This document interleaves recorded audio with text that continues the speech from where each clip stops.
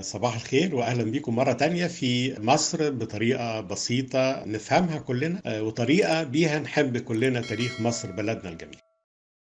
خوفو خفرع منقرع الأسرة الرابعة يظهر في الأسماء إله جديد اسمه الإله رع، والملك يصبح ابن الإله رع، لأنه لغاية خوفو ما كانش فيه اللفظ ده رع. جاء بعد خوفو خفرع وجاء بعد خفرع منقرع، تنتهي الأسرة الرابعة وندخل في الأسرة الخامسة، وده شبسسكاف وده السيسي كان اسمه كده، ملك كان اسمه كده، وده أوناس اللي احنا بنقول عليه النهارده ونيس. وتبدأ الملوك تتوالى الملوك وتخلص الأسرة الخامسة، ومصر بتضعف كل شوية. مصر بتبني أهرامات أصغر، الهرم بيدل على قوة البلد اقتصاديا ودينيا. الأهرامات بدأت تصغر وتقل حجمها كل شوية، والملك بدأ يفقد حتى سطوته وقوته وأهميته، ما أصبحش هو الإله، أصبح ابن للإله. لغاية لما جه واحد اسمه بيبي الأول. بيبي الأول ده كان بيبعت حملات لكل مكان معروف في العالم زمان، لآسيا سيناء والأفريقيا، ويأدب الأفارقة ويأدب النوبيين ويأدب الليبيين. حكم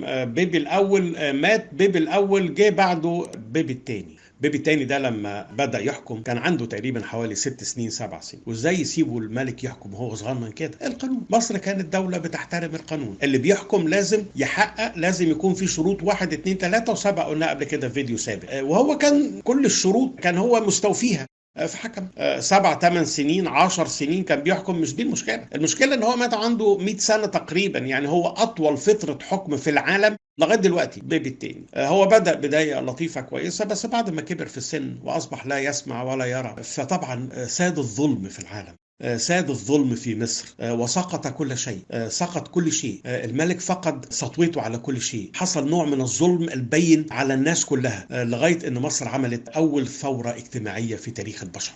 أحد الأدباء العظام ساب لنا كتاب أو مخطوط يعني على ورق بردي اسمه تحذيرات نبي. اسمع كان بيقول إيه في عهد الملك بيبي الثاني، تقريبا أنا بتكلم تقريبا في 2100 2150 قبل الميلاد. ثار عامة الناس على علية القوم والموظفين، وعصى الجنود الحكام، وانحل نظام الحكم. وأما الفرعون العجوز فقد كان في طمأنينة في قصره، لأنه كان يتغذى بالأكاذيب. إن البدو حلوا مكان المصريين في كل مكان، وأصبحت البلاد مأوى للعصابات، حتى أن الرجل كان يذهب إلى حقله بدرعه، ولم يعد هناك أبدا رجال محترمون.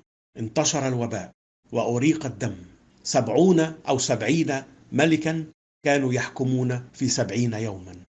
أنت متخيل 70 ملك بيحكم 70 يوم؟ يعني كل يوم كانوا يغيروا الملك. مصر وقعت واختفت، وانتهت هكذا الدولة القديمة، وبدأت الدولة الوسطى اللي احنا بنقسمها تاريخيا ل3 أجزاء: عصر اضمحلال أول وعصر اضمحلال تاني، وبينهم فترة كانت كلها ازدهار برضو. مصر رجعت قوية مرة تانية. عصر الاضمحلال الأول سنين كتيرة جدا مصر واقعة، وعصر الاضمحلال الثاني سنين كتيرة جدا مصر واقعة، وبينهم عصر مزدهر جدا كانت تحكم مصر من الأقصر من طيبة. المرة الجاية نكلمكم عن الدولة الوسطى بعصر الاضمحلال الأول والثاني، وعصر الازدهار برضو اللي كانت مصر فيه دولة قوية في الوسطى. نكلمكم على الفترة اللي هي من بعد بيبي الثاني، ايه اللي حصل، وازاي الهكسوس دخلوا، وازاي مصر احتلت، ايه اللي حصل وخلى مصر تختفي تماما من على الخريطة من سنة 2150 تقريبا قبل الميلاد، حتى أحمس اللي حرر مصر من الهكسوس تقريبا 1500 قبل الميلاد. أشكركم، وإلى اللقاء المرة الجاية إن شاء الله.